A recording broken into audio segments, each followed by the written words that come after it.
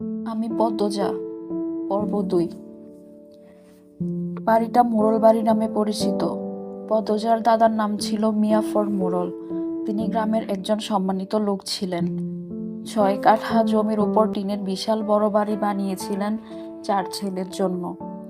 ২ ছেলে ১৬ বছর আগে ১৯৭১ সালের যুদ্ধে নিহত হয়েছেন। দুজনেই টকবকে যুবক ছিল, আর একজন ৮ বছর বয়সে কলেরা রোগে গত হলো। বাকি রইল মোর্শেদ মোড়ল। বর্তমানে এই বাড়ি মোর্শেদের অধীনে, যদিও তিনি থাকেন না সব সময়। পুরো বাড়ির চারপাশ জুড়ে গাছগাছালি, বাড়ির পিছনে নদী। রাত ৯টা বাজলেই পরিবেশ নিশুতি রাতের রূপ ধারণ করে। রাতের এই নির্জন প্রান্তর ঝিঝি পোকার ডাকে ছেয়ে গেছে। ঝিঝি পোকার সাথে পদ্মজার ভাঙা কান্না মিলেমিশে ভৌতিক পরিবেশ সৃষ্টি করেছে। মনে হচ্ছে কোনো আত্মা তার ইহজীবনের না পাওয়া কোনো বস্তুর শোকে এমন মরা সুর ধরেছে। হেমলতা পদ্মজাকে টেনে পাশে বসান। পদ্মজা ডান হাতের উল্টো পাশ দিয়ে চোখের জল মুছে হেমলতাকে বলল, মামা সৌদিতে যাওয়ার আগের দিন আমাদের সবার দাওয়াত ছিল না নানা বাড়ি? খালামণি, ভাই বোনেরা এসেছিল। সেদিন ঢাকা থেকে যাত্রার লোক এসেছিল স্কুলে, মনে আছে আম্মা? আছে। উঠোনে ধপ করে একটা আওয়াজ হয়। হেমলতা পদ্মজা কেঁপে ওঠে।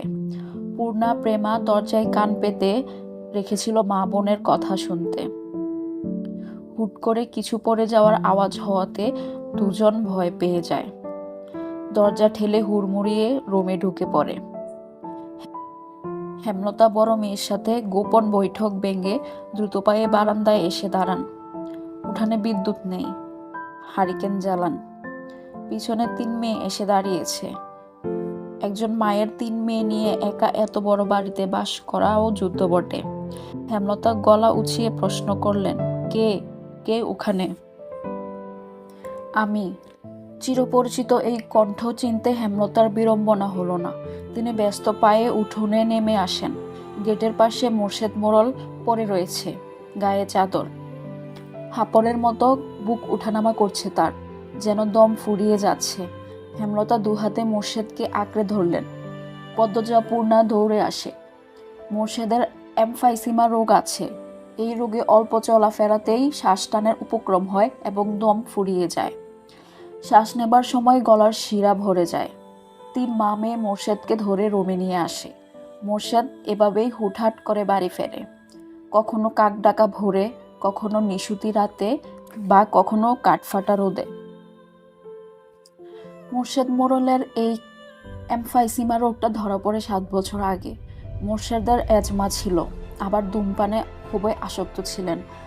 ফলে ফুসফুসের এই রোগটি খুব দ্রুত আক্রমণ করে বসে। মোর্শেদ খানিকটা সুস্থ হয়ে রাত ১টার দিকে ঘুমালেন। পূর্ণা প্রেমা রুমে গিয়ে শুয়ে পড়েছে। পদ্মজা বারান্দার রুমে ঝিম মেরে বসে আছেন। জানালার বাইরে চোখের দৃষ্টি। জ্যোৎস্না গলে গলে পড়ছে। কি সুন্দর দৃশ্য। পদ্মজার মন বলছে মা আসবে তার খোঁজে, পুরোটা ঘটনা শুনতে আসবেই। সত্যি তাই হলো। কিছুক্ষণ পরই হেমলতা আসলেন। আম্মা, বাতিটা নিভিয়ে দাও, বলল পদ্মজা, কণ্ঠ খাদে নামানো। হেমলতা বাতি নিভিয়ে পদ্মজার পাশে বসেন। পদ্মজা তৈরি ছিল, তবুও অপ্রস্তুত হয়ে পড়ে। খুব অস্বস্তি হচ্ছে। সে গোপনে দীর্ঘশ্বাস ছাড়ল।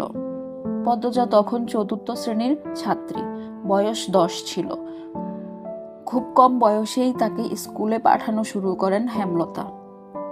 সেদিন নানা বাড়িতে সবার দাওয়াত পড়ে। হানিফ চলে যাবে সৌদিতে, তাই এত আয়োজন। পরিবারের মিলন আসর বসে। স্কুল মাঠেও সেদিন নাচ গান অনুষ্ঠিত হয়। বাড়ির সবাই সেখানেই চলে যায়। বাড়িতে থাকে শুধু পদ্মজা, পদ্মজার বৃদ্ধ নানা আর হানিফ। পদ্মজা ঘুমিয়েছিল, তাই বাকিদের সাথে যেতে পারেনি। যখন ঘুম ভাঙে, আবিষ্কার করলো বাড়িতে কেউ নেই। মোর্শেদ হঠাৎ করে অসুস্থ হওয়াতে হেমলতা বাপের বাড়িতে উপস্থিত ছিল না। পদ্ম নাকি? পদ্মজা বাড়ি থেকে বের হওয়ার উপক্রম হতেই কানে আসে হানিফের ডাক। পদ্মজা মিষ্টি করে হেসে মাথা নাড়ালো। হানিফের লোলুপ দৃষ্টি তখন পদ্মজার সারা শরীরে ঘুরে বেড়াচ্ছে। এইটুকু মেয়ের ফর্সা চামড়া বিকৃত মস্তিষ্কের হানিফকে যেন বড্ড টানে। আয় তো আমার ঘরে আয়। সহজ সরল শিশুসুলভ পদ্মজা মামার ডাকে সাড়া দিল। সে শুনেছে মামা বাগ্নে যেখানে আপদ নেই সেখানে, অথচ সেদিন সে মামাকেই ঘোর বিপদ হিসেবে জানল। পদ্মজা রুমে ঢুকতে হানিফ দরজা লাগিয়ে দিল। পদ্মজার মন কেমন করে উঠে হানিফের অদ্ভুত চাহনি আর দরজা লাগানো দেখে। হানিফ কুৎসিত অঙ্গভঙ্গি প্রদর্শন করতে থাকে। পদ্মজার দেখতে খুব খারাপ লাগছে, ভয় করছে। এদিকে আয় তোর সাথে গল্প করি। হানিফ বিছানায় বসে পদ্মজাকে কাছে ডাকে। পদ্মজা কাছে যেতে সংকোচ বোধ করে। হানিফ পদ্মজার ডান হাতে ধরে টেনে কোলে বসায়। তুই জানস তুই যে সবার থাইকা বেশি সুন্দর। হানিফের প্রশ্ন পদ্মজার কানে ঢুকেনি। সে মুচড়াতে থাকে হানিফের কোল থেকে নামার জন্য। আপত্তিকর স্পর্শগুলো পদ্মজার খুব খারাপ লাগছে, কাঁদতে ইচ্ছা হচ্ছে। মোচরাস কেন্দ্রে ছেড়ি, শান্তিমতো বইয়া থাক, মামা মেলা থাইকা সাজনের জিনিস কিনা দিমু। হানিফ শক্ত করে দুহাত ধরে রেখেছে পদ্মজাকে। পদ্মজা কিছুতেই নামতে পারছে না। মামা আমি চলে যাব, কাঁদো কাঁদো হয়ে বলল পদ্মজা। কই যাবি? মামার ধারে থাক, বলল হানিফ। হানিফের শক্তপোক্ত হাতের স্পর্শগুলো শুধু অস্বস্তি দিচ্ছে না, স্পর্শকাতর জায়গাগুলো ব্যথায় বিষিয়ে উঠছে। পদ্মজা কেঁদে উঠে, বেজা কণ্ঠে বলল, বাড়ি যাব আমি, ব্যথা পাচ্ছি মামা। হানিফ হাতের বাঁধন নরম করে আতুরে গলায় বলল, আচ্ছা আর ব্যথা দিতাম না, কান্দিস না। পদ্মজা চট করে কোল থেকে নেমে পড়ে। হানিফকে তার আজরাইল মনে হচ্ছে। মায়ের কাছে সে আজরাইলের অনেক গল্প শুনেছে। আজরাইল যখন জান নিতে আসবে তখন শরীরের খুব কষ্ট অনুভব হবে। এই মুহূর্তে যেন ঠিক তেমনই অনুভূতি হলো। তাহলে তার হানিফ মামাই আজরাইল। পদ্মজা দরজা খুলতে পারবে না, তাই হানিফকে ভীতিকণ্ঠে অনুরোধ করলো, মামা দরজা খুলে দাও। কেন, আমি তোরে যাইতে কইছি? হানিফের কর্কশ কণ্ঠের ধমকে পদ্মজা ভয়ে কেঁপে উঠল। তার চোখ বেয়ে জল পড়তে থাকে। হানিফ পদ্মজাকে জোর করে কোলে তুলে নেয়। পদ্মজা কাঁদছে, তার খুব ভয় লাগছে। বারবার বলছে, মামা আমি বাড়ি যাব। হানিফের তাতে বিন্দুমাত্র ভ্রুক্ষেপ নেই। বাড়িতে কেউ নেই, বৃদ্ধ সৎ বাবা কানে শুনে না। পদ্মজা হানিফকে কিলঘুষি দিতে থাকে, সেই সাথে জোরে জোরে কান্না শুরু করে। এভাবে কাঁদলে পাশের বাড়ির যেই কেউ চলে আসবে। হানিফের রক্ত টকবক করছে উত্তেজনায়। সে দ্রুত ওড়না দিয়ে পদ্মজার মুখ হাত পা বেঁধে ফেল। পদ্মজার দু চোখের পানি হানিফের চোখে লাগেনি। হানিফ ভীষণ আনন্দ পাচ্ছে, পৈশাসিক আনন্দ পাচ্ছে। সে সিগারেট জ্বালায়। খুব আনন্দ হলে তার সিগারেট টানতে ইচ্ছে হয়। সিগারেট টানতে গিয়ে মাথায় আসে নৃশংস ইচ্ছে। নাক মুখ দিয়ে ধোঁয়া উড়িয়ে সিগারেট দুই আঙ্গুলের মাঝে রেখে পদ্মজার বাম পায়ের তালুতে চাপ দিয়ে ধরে রাখে। পদ্মজা হাউমাউ করে কেঁদে ওঠে। হেমলতা দু হাতে শক্ত করে মেয়েকে বুকের সাথে জড়িয়ে ধরেন। পদ্মজা কাঁদতে কাঁদতে বলল, আম্মা তখন আমার খুব কষ্ট হচ্ছিল, আমার দমটা বেরিয়ে যাচ্ছে মনে হচ্ছিল। আমি তোমাকে খুব ডাকছি আম্মা, তুমি আসোনি। পদ্মজার কথাগুলো হেমলতার বুক রক্তাক্ত করে দেয়। এই যেন 1971 সালের পাকিস্তানিদের নৃশংসতা। নিজের চোখে তিনি দেখেছেন পাকিস্তানিদের নিষ্ঠুরতা। হানিফ আর তার দেখা অত্যাচারী পাকিস্তানিদের মধ্যে কোনো তফাৎ নেই। হেমলতা নির্বাক বা ক্রুদ্ধ, শুধু অনুভব হচ্ছে তার বুকে পড়ে আদরের পদ্মজা হাউমাউ করে কাঁদছে, সর্বাঙ্গ যেন কাঁপছে। হানিফকে ক্ষতবিক্ষত করে দিতে হাত নিষ্পিস করছে। সেদিন একটুর জন্য পদ্মজা দর্শিত হয়নি। বাড়িতে সবাই ফিরে এসেছিল। পদ্মজা পোড়া স্থানের যন্ত্রণা সহ্য করতে না পেরে অচেতন হয়। বাকিটুকু আর পদ্মজাকে বলতে হয়নি, হেমলতা জানেন। পদ্মজার গা কাঁপিয়ে জ্বর আসে। 21 দিন বিছানায় ছিল। ততদিনে হানিফ দেশ ছেড়ে চলে যায়। পদ্মজা ভয়ে লজ্জায় ঘটনাটি কাউকে বলেনি। পায়ের পোড়া দাগ দেখে যখন হেমলতা প্রশ্ন করেছিল, পা এমনভাবে পুড়ল কি করে, পদ্মজা সহজভাবে জবাব দিয়েছিল, চুলার কাছে গিয়েছিলাম, চুলার লাকড়ির আগায় পা লাগছিল।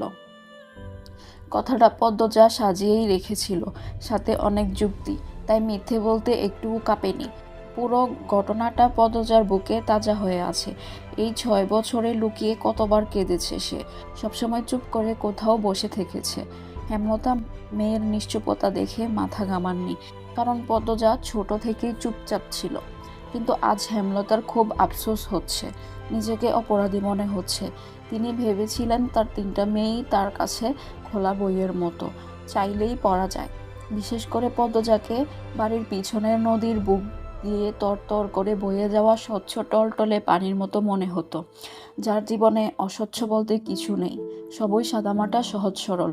অথচ পদ্মজার জীবনেই কত বড় দাগ জ্বল করে জ্বলছে, কত বড় ঘটনা লুকিয়েছিল। মেয়েরা কথা লুকিয়ে রাখার সীমাহীন ক্ষমতা নিয়ে জন্মায়, কথাটি নিজের মেয়ের ক্ষেত্রে মাথায় আসেনি। পদ্মজা শান্ত হলে হেমলতা বলেন, পাটা দেখি। পদ্মজা বা পা বিছানায় তুলল। হেমলতা পদ্মজার পা কোলে নিয়ে পোড়া দাগটা দেখেন মনোযোগ দিয়ে। রক্ত টকবক করে ওঠে, রন্ধ্রে রন্ধ্রে হিংস্রতা যেন লুটেপুটে খাচ্ছে। এই পোড়া দাগ হানিফের রক্ত দিয়ে মুছব। কথাটি কত সহজ করে বলছেন হেমলতা, তবুও পদ্মজা কেঁপে উঠল। কি যেন ছিল কথাটিতে, শরীরের পশম দাঁড়িয়ে পড়ে। হেমলতা বারান্দায় রুম ছেড়ে বড় ঘরে ঢোকেন। মিনিট কয়েক পর রামদা ছুরি হাতে নিয়ে উঠানে যান। উঠোনের এক পাশে শক্ত পাথর আছে, ছুরিটা সেই পাথরে ঘষতে থাকেন সাবধানে। ঘষতে ঘষতে পাথর গরম হয়ে আগুনের স্ফুলিঙ্গ দেখা দেয়, মানে ধার হয়ে গেছে। পদ্মজা বারান্দা থেকে দেখছে, অজানা আশঙ্কায় তার বুক কাঁপছে।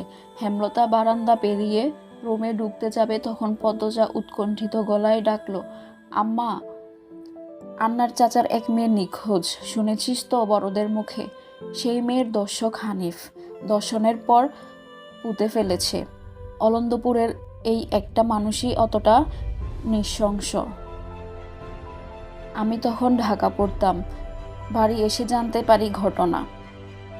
আমার অনুরোধ আর কান্নায় আমি সেদিন মুখ খুলিনি। এত বড় পাপ চেপে যাই, সেই শাস্তি আমি ধীরে ধীরে পাচ্ছিলাম, আজ পুরোপুরি পেয়ে গেলাম। আমার পাপের শাস্তি শেষ হয়েছে। হেমলতা কথা শেষ করে জায়গা ত্যাগ করলেন। কি ধারালো প্রতিটি বাক্য! হেমলতার মুখ দিয়ে যেন আগুনের স্ফুলিঙ্গ বের হচ্ছে। পদ্মজার মস্তিষ্ক শূন্য হয়ে পড়ে।